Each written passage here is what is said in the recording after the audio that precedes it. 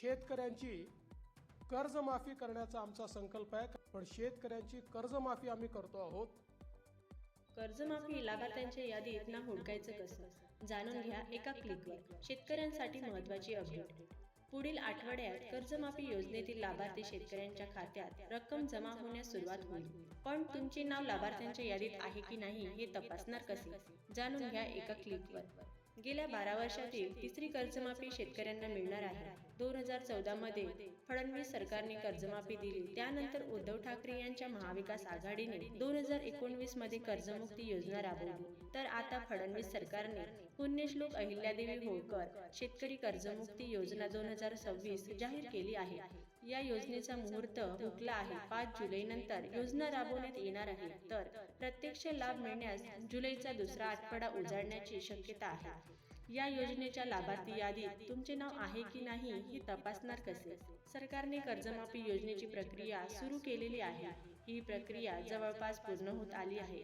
योजनेच्या अंमलबजावणीसाठी सर्व बँकांकडील पात्र शेतकऱ्यांचा डेटा विशेष पोर्टलवर अपलोड करण्यात येत आहे. पात्र लाभार्थ्यांना यादीत स्वतंत्र युनिक क्रमांक देण्यात येणार आहे.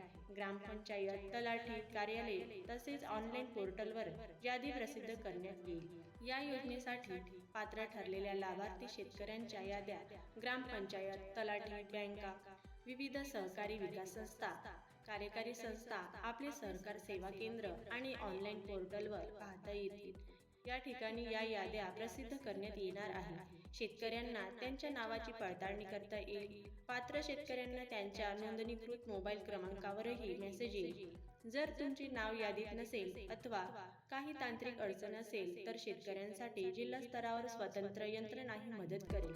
पुण्यश्लोक अहिल्यादेवी होळकर कर्जमाफी योजना 2026 मध्ये संपूर्ण कर्जमाफी, 2 लाखांपर्यंतची कर्जमुक्ती, प्रोत्साहनपर लाभ, नियमित परतफेड करणाऱ्या शेतकऱ्यांना प्रोत्साहनपर अनुदान, 2 लाखांपेक्षा अधिक कर्ज असणाऱ्या शेतकऱ्यांसाठी एकवेळ समझोता OTS अशी लाभार्थी शेतकऱ्यांना मदत देण्यात येणार आहे.